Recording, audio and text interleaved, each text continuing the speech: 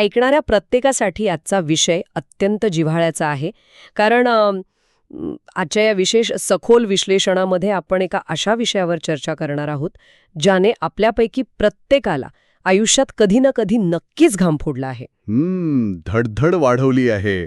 तो विषय म्हणजे परीक्षा. अगदी बरोबर.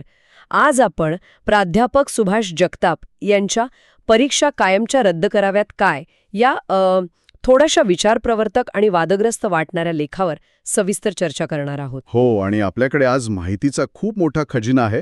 या मूळ लेखासोबतच काही ऐतिहासिक संदर्भ आहेत आणि एक अतिशय बोलकं चित्रही आपल्या श्रोत्यांमध्ये आहे. ती चित्र, बापरे, म्हणजे कोरोना काळातल्या त्या मास्कच्या आत लपवलेल्या चिठ्ठ्या वाचून तो विद्यार्थी चक्क कॉपी करत आहे. हो ना, तंत्रज्ञानाचा आणि कल्पकतेचा किती चुकीचा वापर. हे सगळं पाहिल्यावर आजचं आपलं उद्दिष्ट अगदी स्पष्ट होतं. सध्याची ही परीक्षा पद्धती खरोखरच कुचकामी ठरत आहे का? ती पूर्णपणे रद्द करून टाकणे हाच एकमेव पर्याय उरला आहे की त्यात काही सकारात्मक सुधारणा करणं शक्य आहे? चला तर मग हे सविस्तर समजून घेऊया. या समस्येचं गांभीर्य खरोखरच खूप मोठं आहे. आपण जर विश्लेषणात्मक दृष्टिकोनातून विचार केला तर एक गोष्ट प्रकर्षाने जाणवते. शिक्षण व्यवस्थेचा जो मूळ पाया होता तोच आज कुठेतरी डळमळीत झालाय. हां, म्हणजे परीक्षा ही ज्ञानाचं मोजमाप करण्यासाठी होती. अगदी. विद्यार्थ्याची समज तपासण्यासाठी ती बनवली गेली होती. पण आज ती एका अशा वळणावर येऊन पोचली आहे जिथे ज्ञानापेक्षा मार्कांना महत्त्व आले आणि मार्कांसाठी कोणत्याही थराला जाण्याची तयारी दिसतीये. आणि नेमक्या याच थराला जाण्याच्या ज्या पद्धती लेखात दिल्या आहेत त्या वाचून एकीकडे हसू येतं आणि दुसरीकडे मोठा धक्काही बसतो. खरंय. म्हणजे आपण फक्त विचार करूया, एका परीक्षा हॉलमध्ये परीक्षा सुरू आहे.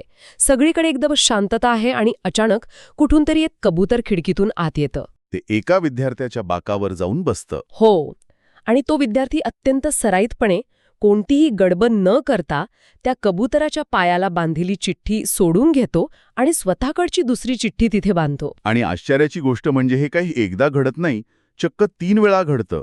तेव्हा कुठे त्या पर्यवेक्षकाचं ते लक्षात येतं. हे ऐकायला एखाद्या जुन्या बॉलिवूड चित्रपटातल्या विनोदी दृश्यासारखं वाटतं, पण हे भीषण वास्तव आहे. आणि त्याहूनही भीषण म्हणजे खाजगी क्लासेसचा तो किस्सा. कोणता?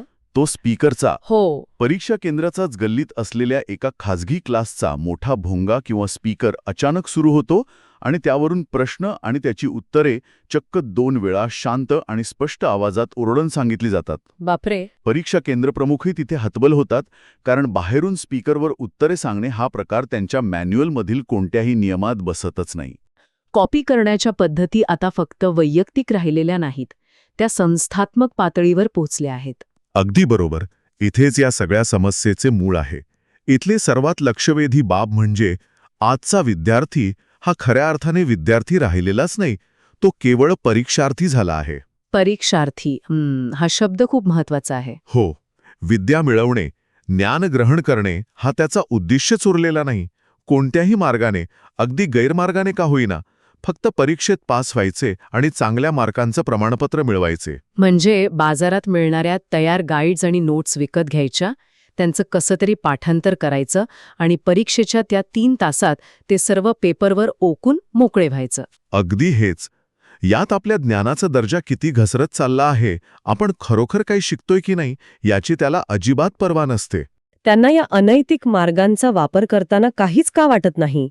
अपराधीपणाची भावना का निर्माण होत नाही, हाच तुमचा प्रश्न आहे ना? हो, नक्कीच. या प्रश्नाचं उत्तर आपल्याला केवळ वर्गात किंवा परीक्षा हॉलमध्ये मिळणार नाही. जर आपण याला व्यापक दृष्टिकोनातून पाहिले तर याचे उत्तर आपल्याला आपल्या आजूबाजूच्या समाजात, आपल्या रोजच्या जगण्यात मिळते. म्हणजे मुलांवर पडणारा समाजाचा प्रभाव. हो. विद्यार्थ्यांची मानसिकता काही एका रात्रीत अचानक बिघडलेली नाही. ते रोज त्यांच्या आजूबाजूला भ्रष्टाचाराचे वास्तव पाहत आहेत. वर्तमानपत्रे उघडली किंवा टीव्ही लावला की त्यांना काय दिसतं? हां, म्हणजे रस्त्यावर ट्रॅफिकचे नियम मोडल्यानंतर दंड भरण्याऐवजी एक हवालदार 500 रुपयांची लाच घेऊन बाईक्सवाल्याला हसत हसत सोडून देतो, हे ते पाहतात. अगदी. आणि हे फक्त 500 रुपयांपुरते मर्यादित नाहीये. लेखात नमूद केल्याप्रमाणे राजकारण्यांचे 900 कोटी, 1800 कोटींचे महाकाय घोटाळे त्यांच्या रोजच्या वाचनात येतात. इथे आपण कोणत्याही राजकीय पक्षाची किंवा विचारधारेची बाजू घेत नाहीये. आपण फक्त बातम्यातून येणाऱ्या माहितीवर बोलत आहोत. हो, तटस्थपणे बोलायचं झालं तर जेव्हा अशा बातम्यांचा भडीमार एका तरुण मनावर होतो तेव्हा त्याचा परिणाम भयानक असतो. जेव्हा हा विद्यार्थी समाजातल्या मोठ्या लोकांना कोणताही नियम मोडताना आणि त्यातून सही सलामत सुटताना पाहतो तेव्हा त्याला वाटते की कॉपी करणे हा तर या सिस्टमचाच एक छोटासा भाग आहे. म्हणजे जेव्हा सगळेच बेईमानी करत आहेत तेव्हा मीच का प्रामाणिक राहू असा विचार त्याच्या मनात डोकावतो. नक्कीच. भ्रष्टाचाराचे हे एक प्रकारे सामान्यकरण झाले आहे. आणि हे सामान्यकरण किती भयंकर पातळीवर पोचले आहे हे आपल्याला देशभरात उघडकी झालेल्या परीक्षांमधील घोटाळ्यांवरून समजते. हे लोण फक्त एका शहरापुरते मर्यादित राहिलेलं नाहीये. हे अगदी राष्ट्रीय स्तरावरचा आजार बनला आहे. हो, आपण अलीकडचीच उदाहरणे पाहिली तर 2024चे नीट UG परीक्षेचं उदाहरण आपण घेऊ शकतो. वैद्यकीय प्रवेशासाठीची एवढी मोठी परीक्षा, पण CBIने या पेपर लीक प्रकरणात थेट पाटणामधून आरोपींना अटक केली. आणि देशातल्या सर्वोच्च परीक्षांपैकी एक असलेल्या CBSE बोर्डाचे 2014 आणि 2018चे गणिताचं पेपर लीक झाले होते. या राज्यांच्या पातळीवर तर ही परिस्थिती यापेक्षाही अधिक चिंताजनक आहे. आपण उत्तरेकडून सुरुवात केली तर 2024 मध्ये उत्तर प्रदेश पोलीस कॉन्स्टेबल आणि ROARO परीक्षा पेपर गळतीमुळे रद्द कराव्या लागल्या. आणि 22 मध्ये बिहारची 67वी BPSC परीक्षा ती पण प्रश्नपत्रिका व्हायरल झाल्यामुळे ऐनवेळी रद्द झाली होती. हो, 2021 मध्ये राजस्थानमध्ये अधिकाऱ्यांच्या सहभागामुळे रीटसारखी मोठी शिक्षक भरती परीक्षा रद्द करावी लागली होती. आणि मध्य प्रदेशचा तो कुप्रसिद्ध व्यापम घोटाळा कोण विसरू शकेल. तो तर अनेक वर्षे चाललेला आणि अतिशय गुंतागुंतीचा घोटाळा होता. तसंच पश्चिम बंगालमधील शिक्षक भरतीचा SSC घोटाळा. ही सगळी उदाहरणे पाहिल्यावर हेच सिद्ध होते की परीक्षा प्रणालीला भ्रष्टाचाराची किती मोठी वाळवी लागली आहे. ही व्यवस्था आतून पोखरली गेली आहे. त्यामुळेच प्राध्यापक जगताप यांनी त्यांच्या रेखात एक अत्यंत परखड प्रश्न उपस्थित केला आहे. तो कोणता? जर परिस्थिती अशीच असेल तर विद्यार्थ्यांचा दृष्टिकोन इतका संकुचित झाला आहे की शिक्षणाचा मूळ हेतूच नष्ट झाला आहे. विद्यार्थ्याचे वर्षभराचे कष्ट, त्याचे खरे ज्ञान हे फक्त 3 तासांच्या आणि 5-6 प्रश्नांच्या एका साच्यात कसे मोजले जाऊ शकते? हा खूप महत्वाचा मुद्दा आहे. कधीकधी विद्यार्थ्याच्या आजारपणामुळे, त्याच्या घरच्या परिस्थितीमुळे किंवा अगदी पेपर तपासणाऱ्या परीक्षकाच्या मूडवर विद्यार्थ्याचं संपूर्ण भवितव्य अवलंबून असते. हे अत्यंत अन्यायकारक आहे. आणि या अन्यायकारक व्यवस्थेचा सर्वात भयंकर परिणाम म्हणजे विद्यार्थ्यांच्या वाढत्या आत्महत्या. अपयश आणि भीतीमुळे तरुण मुले टोकाची पावलं उचलत आहेत. लेखात दिलेले एक उदाहरण तर अंगावर काटा आणणारे आहे. हो, तो एक मुलगा होता. तो फार हुशार नसला तरी अत्यंत प्रामाणिकपणे नियमित अभ्यास करणारा होता. पण जेव्हा परीक्षेचा निकाल लागला आणि तो नापास झाला तेव्हा हे अपयश त्याला पचवता आले नाही. समाज काय म्हणेल, आईवडील काय म्हणतील ह्या भीतीने त्याने थेट धावत्या रेल्वेसमोर उडी मारून आत्महत्या केली. आईवडिलांचा तो एकुलता एक मुलगा होता. एका परीक्षेने, एका कागदावरच्या निकालाने त्याचा बळी घेतला. या सगळ्या घटना पाहिल्यावर खरोखरच असं वाटतं की या परीक्षाच कायमच्या रद्द करून टाकाव्यात का? मुलांवरचा हा जीवघेणा ताण थांबवावा का? हा विचार वरवर पाहता खूप भावनिक आणि योग्य वाटू शकतो. जेव्हा आपण असे बळी पाहतो तेव्हा साहजिकच ती व्यवस्था मोडून काढावीशी वाटते. पण लेखकाने इथे एक अतिशय महत्वाचा युक्तिवाद केला आहे. तो काय? आपण वास्तवाकडे पाठ फिरून चालणार नाही. त्यांनी एक अतिशय मार्मिक आणि थोडं वेगळं उदाहरण दिलं आहे. आपल्या समाजात प्रेमभंगातून किंवा प्रेमविवाहात अपयश आल्याने अनेक तरुण-तरुणी आत्महत्या करतात. हो, हे आपण वारंवार पाहतो. मग म्हणून आपण लग्न करणे किंवा प्रेम करणेच सोडून देतो का? प्रेमावर बंदी घालतो का? नाही ना. अलीकडे आपण वास्तववादी होण्याऐवजी खूप जास्त भावनावशू लागलो आहोत. हा मुद्दा खरोखरच विचार करायला लावणारा आहे. म्हणजे कोणत्याही गोष्टीतील अपयशाला घाबरून ती गोष्टच नाकारणे हा उपाय असू शकत नाही. अगदी बरोबर. केवळ परीक्षेतील अपयशाला घाबरून जर आपण परीक्षाच नको म्हणू लागलो तर जीवनातील मोठमोठ्या संकटांना आणि अपयशांना आपण कसे सामोरे जाणार? खरंय. परीक्षा म्हणजे दुसरे तिसरे काही नसून भविष्यातील मोठ्या संकटांना आणि आव्हानांना सहज तोंड देण्याची ताकद अंगात येण्यासाठी तयार केलेलं एक प्रशिक्षणाचं मैदान आहे. इथे पडलो तर पुन्हा उठून उभे राहायला शिकायचे असते. आणि जर आपण थोडा वेळ असा विचार केला की खरोखरच परीक्षा रद्द केल्या तर काय होईल, तर चित्र खूपच विदारक असेल. हाताला काम नसलेले आणि काहीही न शिकलेल्या लिकामटिकड्या तरुणांचे मोर्चे, बंद आणि घेराव रस्त्यांवर वाढतील. नक्कीच. एकाही पुस्तकाचा अभ्यास न करता पदवीधर आणि पदव्युत्तर विद्यार्थ्यांचे ताफेच्या ताफे बाहेर पडतील. समाजात एक नव्याच प्रकारची बौद्धिक बेकारी निर्माण होईल. सर्वात महत्त्वाचे म्हणजे ज्ञानाशिवाय पदव्या मिळतील आणि अभ्यास करण्याची, स्वतःला सिद्ध करण्याची प्रेरणाच कायमची नष्ट होईल. म्हणूनच परीक्षा असणं अत्यंत गरजेचे आहे. आणि इथेच हा विषय खऱ्या अर्थाने एका रंजक वळणावर येतो. कारण परीक्षा ही संकल्पना काही आजकालची नाहीये. किंवा ती इंग्रजांनी आपल्यावर लादलेली नाहीये. अगदी. याला हजारो वर्षांचा इतिहास आहे. लेखकाने महाभारतातील जी 5 उदाहरणे दिली आहेत, ती या विषयाला एक वेगळीच खोली देतात. हो, ती पौराणिक उदाहरणे खरोखरच अद्भुत आहेत. पहिलं उदाहरण म्हणजे द्रोणाचार्यांनी घेतलेली अर्जुनाची एकाग्रता चाचणी. जेव्हा झाडावर बसलेल्या पक्षाच्या डोळ्याचा वेध घ्यायचा होता, तेव्हा इतर सर्व राजकुमारांना झाड, फांद्या, पाने दिसत होती. पण केवळ अर्जुनालाच तो डोळा दिसला होता. ही परीक्षा फक्त बाण चालवण्याची नव्हती, तर ती अभूतपूर्व एकाग्रतेची होती. आणि दुसरे उदाहरण त्याहूनही विलक्षण आहे. ते म्हणजे भगवान श्रीकृष्णाने घेतलेली बर्बरिकाची चाचणी. महाभारत युद्ध पाहण्यासाठी आलेल्या बर्बरिकाला एकाच बाणात पिंपळाची सर्व पाने छेदण्याचे आव्हान दिले गेले. त्याने ते लिल्या पेलले. पण परीक्षा तिथेच संपली नाही. शेवटी त्याच्या त्यागाची आणि वचनाची चाचणी घेण्यासाठी चक्क त्याचे मस्तकच दान म्हणून मागितले गेले. बापरे, ही खऱ्या अर्थाने सर्वोच्च परीक्षा होती. आणि तिसरे उदाहरण म्हणजे यक्ष प्रश्नांचे. यमाने यक्षाचे रूप घेऊन तलावाकाठी युधिष्ठिराला अत्यंत जटिल आणि तात्विक प्रश्न विचारले होते. युधिष्ठिराने दिलेली अचूक उत्तरे ही केवळ त्याची स्मरणशक्ती दाखवत नव्हती, तर त्याच्या सखोल ज्ञानाची, त्याच्या नीतिमत्तेची आणि प्रसंगावधानाची ती परीक्षा होती. चौथी परीक्षा म्हणजे कौरवांचा अहंकार मोडण्यासाठी द्रोणाचार्यांनी घेतलेली दुर्योधनाची परीक्षा.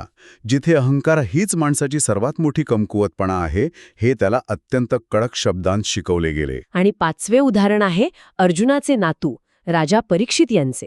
शबीक ऋषींचा नकळत अपमान केल्यावर त्यांच्या मुलाने परीक्षिताला 7 दिवसांच्या मृत्यूचा शाप दिला होता. त्या शापातून मुक्ती मिळवण्यासाठी राजा परीक्षिताने प्रायश्चित्ताच्या अग्नीत स्वतःला झोकून देऊन स्वतःच्या पावित्र्याची अत्यंत कठोर परीक्षा दिली होती. हे सगळं ऐकल्यावर एक गोष्ट अगदी लख्खपणे समोर येते. ती म्हणजे परीक्षा फक्त तुमचं पाठांतर तपासत नाही. तुम्ही संकटात कसे वागता, तुमची विचार करण्याची पद्धत कशी आहे, तुमची नैतिकता काय आहे, हे सगळं ती तपासून पाहते. ती एका अग्नीसारखी असते, जिथून माणूस सोन्यासारखा तावून सुलाखून आणि अधिक उजळून बाहेर पडतो. जो प्रामाणिक आहे तो कधीच परीक्षेला घाबरत नाही. ज्यांच्यात आत्मविश्वास नसतो, ज्यांनी वर्षभर काहीच केलेले नसते, तेच लोक मास कॉपी किंवा पेपर फोडण्यासारखे अघोरी उपाय शोधतात. त्यामुळे परीक्षा रद्द करणे हा उपाय नसून सध्याच्या साचेबद्ध पद्धतीत आमूलाग्र बदल करणे ही काळाची गरज आहे. नक्कीच. मग हे बदल कसे असावेत? सध्याच्या या व्यवस्थेत प्राध्यापक जगताप यांनी कोणते सकारात्मक आणि व्यावहारिक उपाय सुचवले आहेत? पहिली गोष्ट म्हणजे परीक्षेचं वेळापत्रक 2-3 महिने आधी देणं पूर्णपणे बंद करावे. म्हणजे अचानक परीक्षा? हो, सध्या काय होते, वेळापत्रक आले की विद्यार्थी फक्त शेवटचे काही महिने अभ्यास करून घोकमपट्टी करतात. त्याऐवजी अचानक कॉलेज आवर्समध्येच नियमित वेळेतच परीक्षा घ्यावी. विद्यार्थी वर्गात आल्यावर त्यांच्याकडील पुस्तके, बॅग्स काढून घ्याव्यात आणि लगेच परीक्षा सुरू करावी. यामुळे जो वर्षभर अभ्यास करतो तोच टिकेल. आणि दुसरा उपाय म्हणजे परीक्षेत कोणतेही पर्याय नसावेत. अनेकदा विद्यार्थी हा धडा ऑप्शनला टाकू असा विचार करतात. जर सर्व प्रश्न सोडवणं सक्तीचे केले तर विद्यार्थ्यांना संपूर्ण अभ्यासक्रमाचा अभ्यास करावाच लागेल. शिवाय कॉपीला आळा बसण्यासाठी त्यांनी जो फॉर्म्युला सुचवला आहे तो खूप प्रभावी ठरू शकतो. त्यांनी सुचवले आहे की 100% लेखी परीक्षेऐवजी 50% लेखी आणि 50% तोंडी परीक्षा असावी. तोंडी परीक्षा देतो तेव्हा तिथे चिठ्ठ्या नेणे किंवा कॉपी करणे जवळजवळ अशक्य असते. विद्यार्थ्याला विषय किती समजला आहे हे त्याच्या बोलण्यातून लगेच स्पष्ट होते. आणि त्यांनी अजून एक महत्त्वाचा मुद्दा मांडला आहे, तो म्हणजे अंतर्गत मूल्यमापनाचा. एकूण गुणांपैकी 20% गुण हे वर्षभर शिकवणाऱ्या प्राध्यापकांच्या हातात असावेत. आजकाल विद्यार्थ्यांची प्राध्यापकांसोबतची गैरवर्तणूक खूप वाढली आहे. जर हे गुण प्राध्यापकांच्या हातात असतील तर विद्यार्थ्यांमध्ये आपोआप शिस्त निर्माण होईल आणि ते वर्गात लक्ष देतील. पण या सर्व उपायांसोबतच एक अत्यंत महत्त्वाचा प्रश्न निर्माण होतो. तो म्हणजे आपण घोकमपट्टीवर आधारित परीक्षेकडून आकलनावर आधारित परीक्षेकडे कसे वळणार? इथेच लेखकांनी एका अत्यंत आधुनिक उपायाची ओळख करून दिली आहे. ती म्हणजे ओपन बुक एक्झामिनेशन किंवा OBE. हो, ओपन बुक परीक्षा. हे ऐकायला खूप सोपे वाटते, पण प्रत्यक्षात तसे नाहीये. यात विद्यार्थ्यांना परीक्षेदरम्यान पुस्तके किंवा स्वतःच्या नोट्स वापरण्याची मुभा असते ना? हो, पण अनेक जण विचार करतील की मग काय, पुस्तकातून पाहूनच तर लिहायचे आहे. पण याचा अर्थ पुस्तकातून उत्तरे जशीच्या तशी उतरवून काढणे असा अजिबात होत नाही. उलट ओपन बुक परीक्षा ही जास्त कठीण असते, कारण या परीक्षांमध्ये विचारले जाणारे प्रश्न हे सरळसोट नसतात. ते विश्लेषणात्मक असतात. तुम्हाला पुस्तकात काय लिहिले आहे हे शोधायचे नसते, तर त्या माहितीचा वापर कसा करायचा हे दाखवायचे असते. त्यातून विद्यार्थ्याच्या प्रॉब्लेम सॉल्व्हिंग कौशल्याची चाचणी घेतली जाते. घोकमपट्टी कमी करून संकल्पना स्पष्ट करण्यावर इथे मुख्य भर असतो. तुम्हाला फॉर्म्युला माहीत असेल, पण तो कुठे आणि का वापरायचा हे समजले नसेल, तर ते पुस्तक तुमच्या काहीही कामाचे नसते. आणि हे काही हवेतले तीर नाहीत. जागतिक पातळीवर ऑक्सफर्ड आणि केम्ब्रिज सारख्या नामांकित विद्यापीठांमध्ये कायदा, वैद्यकीय आणि संगणक विज्ञान यांसारख्या अत्यंत कठीण विषयांसाठी याचा यशस्वी वापर होत आहे. आता या दिशेने वेगाने पावले उचलली जात आहेत. कोविड काळापासून भारतात शिक्षण क्षेत्रात मोठे बदल झाले आहेत. दिल्ली विद्यापीठ, JNU, जामिया मिलिया यांनी ही पद्धत यशस्वीपणे राबवली आहे. एवढेच नाही तर देशातील सर्वोच्च संस्था असलेल्या IIT दिल्ली, इंदोर आणि मुंबई यांनीही काही कोर्सेससाठी ही सुविधा उपलब्ध केली आहे. आता तर AICTE देखील मान्यताप्राप्त अभियांत्रिकी महाविद्यालयांमध्ये काही विषयांसाठी ओपन बुक परीक्षेला परवानगी दिली आहे. आणि शालेय स्तरावरही या बदलांचे वारे वाहू लागले आहेत. CBSE आगामी शैक्षणिक वर्षापासून 10वी आणि 12वीच्या विद्यार्थ्यांवरील ताण कमी करण्यासाठी दुहेरी परीक्षा प्रणाली आणत आहे. म्हणजे विद्यार्थ्यांना परीक्षा देण्याची दोनदा संधी मिळेल. तसेच 9वी आणि 11वीसाठी मुख्य विषयांमध्ये प्रायोगिक तत्वावर ओपन बुक चाचणी सुरू करत आहेत. दुसरीकडे तामिळनाडू सरकारने तर 11वीची सार्वजनिक परीक्षाच रद्द करण्याचा अपवादात्मक निर्णय घेतला आहे. पण त्याचवेळी नीटसारख्या व्यावसायिक प्रवेश परीक्षा मात्र आपले नियम आणि सुरक्षा व्यवस्था अधिक कडक करत आहेत. या सर्व घडामोडींचा सारांश काढायचा झाला तर एक गोष्ट अगदी स्पष्टपणे समोर येते. परीक्षा पूर्णपणे रद्द करणे हा अंतिम उपाय असू शकत नाही. अगदी. आपल्याला अशी एक लवचिक परीक्षा प्रणाली निर्माण करण्याची गरज आहे, जी केवळ विद्यार्थ्याच्या पाठांतरावर अवलंबून नसेल, ज्यात विद्यार्थ्यांची स्वतंत्र विचारशक्ती विकसित होईल आणि चिकित्सक वृत्ती वाढीस लागेल. हे अगदी तंतोतंत खरं आहे. आणि हा विषय ऐकणाऱ्या प्रत्येकासाठी अत्यंत महत्त्वाचा आहे. कारण हा मुद्दा फक्त शिक्षण व्यवस्थेपुरता मर्यादित नाही. हा मुद्दा आपल्या भविष्याचा आहे. आपण माहितीचं ज्ञानात आणि त्या ज्ञानाचे शहाणपणात रूपांतर कसे करतो याविषयीचा हा विषय आहे. आपण केवळ पुस्तकातले शब्द पोपटासारखे बोलणारी पिढी घडवणार आहोत की स्वतःच्या मेंदूने विचार करून नवीन मार्ग शोधणारी पिढी घडवणार आहोत, यावर आपलं भविष्य अवलंबून आहे. आणि जाता जाता याच संदर्भात मला एक अतिशय रंजक आणि मेंदूला चालना देणारा मुद्दा मांडावासा वाटतो. हा मुद्दा जरी थेट लेखात नसला तरी आजच्या चर्चेचा तो पुढचा टप्पा आहे. कोणता मुद्दा? एक क्षण असा विचार करा, जर भविष्यात ओपन बुक आणि इंटरनेट वापरून परीक्षा देण्याची पद्धत पूर्णपणे रूढ झाली आणि विद्यार्थ्यांच्या हातात आर्टिफिशियल इंटेलिजन्स म्हणजे AI सारखी अत्यंत प्रगत साधने असतील, तर तेव्हा विद्यार्थ्याचे मूल्यमापन कसे होईल? हा खूपच पुढचा विचार आहे. विद्यार्थ्यांनी दिलेल्या उत्तरावरून त्याचे मूल्यमापन होईल की त्याने AIला विचारलेल्या प्रश्नांच्या दर्जावरून त्याचे खरे ज्ञान मोजले जाईल? कारण जेव्हा उत्तर सर्वांना सहज उपलब्ध असेल, तेव्हा कोण किती अचूक आणि सखोल प्रश्न विचारू शकतो यावर त्याची बुद्धिमत्ता ठरेल. खऱ्या अर्थाने विचार करायला लावणारी ही भविष्यातील परीक्षा असेल. खरोखरच उत्तरावरून नाही तर प्रश्नावरून मूल्यमापन हा विचार करायला लावणारा एक अतिशय भन्नाट दृष्टिकोन आहे. कारण तंत्रज्ञान उत्तरे देईल, पण प्रश्न विचारण्याची जिज्ञासा ही मानवी मेंदूचीच मक्तेदारी राहील. नक्कीच. ऐकणाऱ्या प्रत्येकाने या भविष्यातील बदलावर नक्की विचार करावा. आजच्या या सखोल प्रवासात आपण परीक्षेचा इतिहास, त्याचे वर्तमान आणि भविष्यातील स्वरूप असे अनेक पैलू उलगडले. अशाच एका नवीन, रंजक आणि माहितीपूर्ण विषयासोबत आपण लवकरच पुन्हा भेटूया. तोपर्यंत नवनवीन गोष्टी शिकत रहा, प्रश्न विचारत रहा आणि मुख्य म्हणजे विचार करत रहा.